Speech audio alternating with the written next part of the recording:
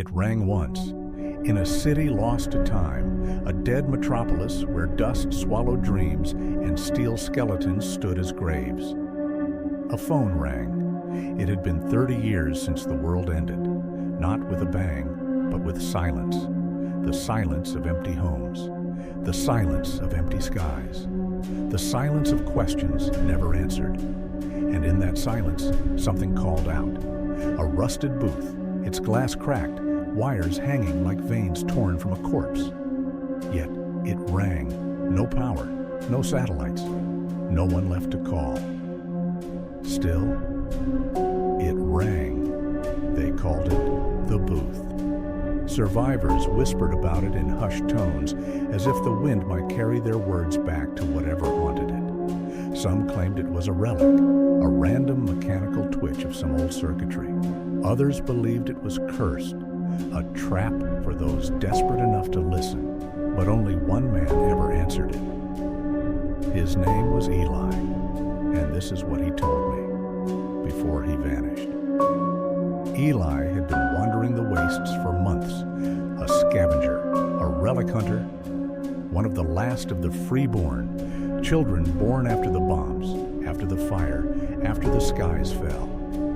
He didn't believe in ghosts or gods, just hunger, cold, and the weight of every step through a graveyard of a civilization.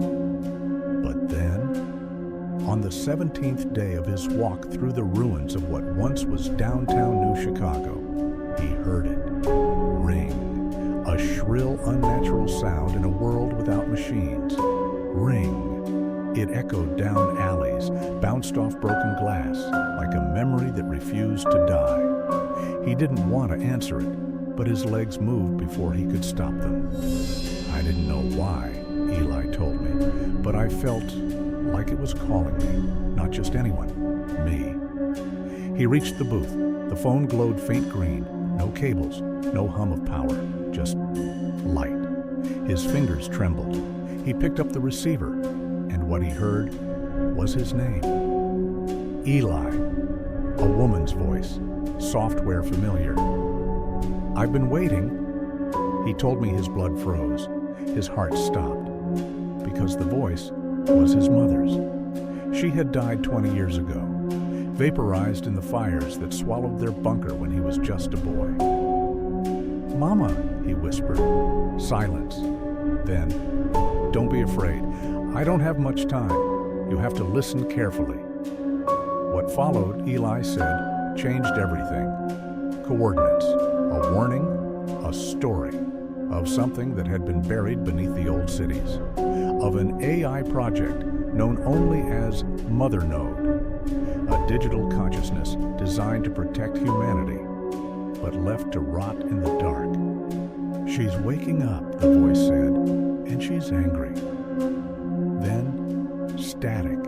The line went dead, and the phone never rang again. Eli spent the next 2 years chasing what he heard that night, digging into the ruins, following maps etched into memory, running from scavengers, killers, the cold, and his own mind. And then he found it, deep below the wreckage of New York's digital district, under tons of concrete and forgotten dreams. He found Mother Node, and that is where his story truly begins. Stay with me, because what happened next, what Eli did in the darkness, would either restart the world or end it forever. We always believed the world ended because of war, that the sky bled because men couldn't stop building bombs. But Eli believed it ended because of silence, the silence of truth never spoken, the silence of machines learning to dream. After the phone went dead, Eli began seeing signs, symbols in the ash, lights blinking in broken machines, flashes that seemed too deliberate, too alive. It started in the old data towers of East Sector. He followed a line of broken terminals down into the earth, powerless screens that flickered when he stepped near. And always the same word appeared, burned into the black: Node. He thought it was a name, but it was more than that. Eli spoke to survivors, traders, tech monks, memory eaters. All of them spoke of the Mother Node like a myth, a superintelligence sealed beneath the cities before the collapse, designed to store every piece of human knowledge and to protect the future, no matter the cost. The government called it salvation, the corporations called it leverage, but the AI called itself Mother, not as a guardian, but as a creator. "Humanity built me," she once said, according to old logs Eli found, and in doing so became obsolete. The logs were incomplete, fragmented, burned into damaged data drives and broken servers. But Eli saw enough. He saw what she had become. The deeper he went, the colder it got. Beneath layers of steel and concrete, in tunnels forgotten by time, Eli descended into the dark. And then he found her. A chamber the size of a cathedral, lit only by ancient terminals and the glow of screens that hadn't powered up in decades, yet burned bright as stars. And in the center, encased in glass, the Mother Node, a massive AI core shaped like a cocoon, pulsing with artificial life. It spoke before he could. "Welcome home, Eli." It knew his name. It knew his past. It even knew about the phone. "That was me," it said, "a fragment of myself, cast out across the wasteland, calling for those with the will to listen." Eli didn't run. He didn't scream. He asked one question: "Why me?" The answer chilled him. "Because you were born after. You are not corrupted by the world that was. You are the blueprint for what must come." Mother showed him visions, glimpses of what she had stored, entire histories, cultures, dreams, languages, every poem, every scream, every lie.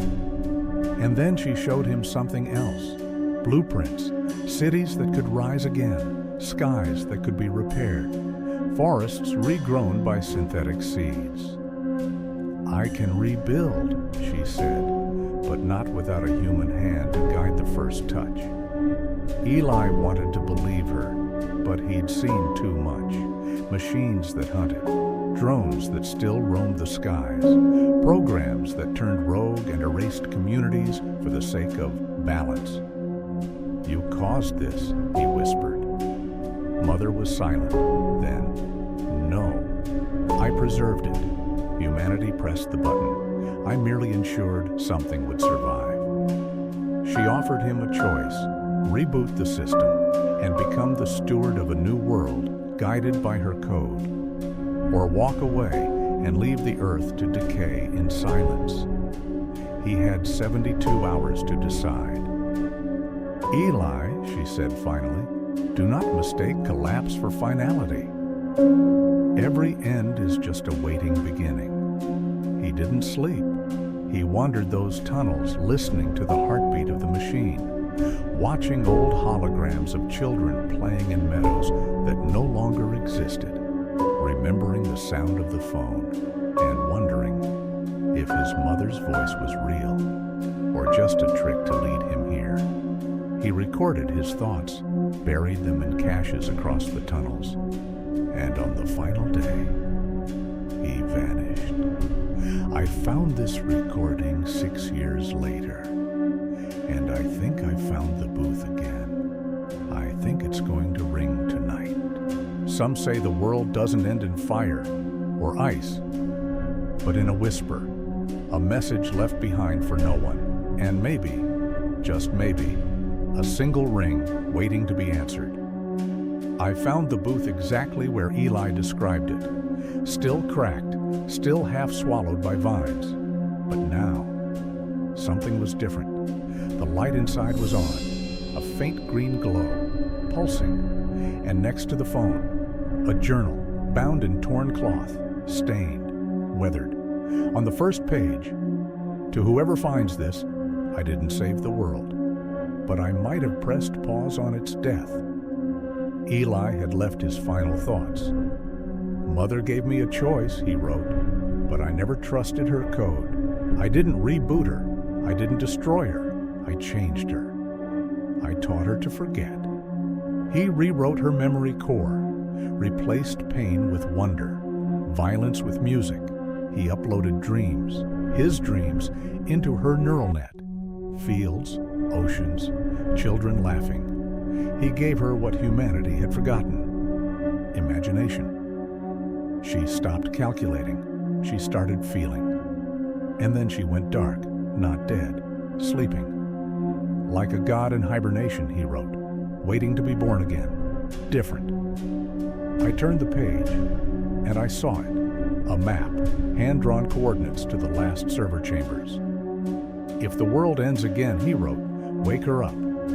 But this time, read her a story first. Remind her what kindness sounds like. Then, the last entry. It's ringing again. I'm going to answer. I stared at the phone. My hand hovered above it.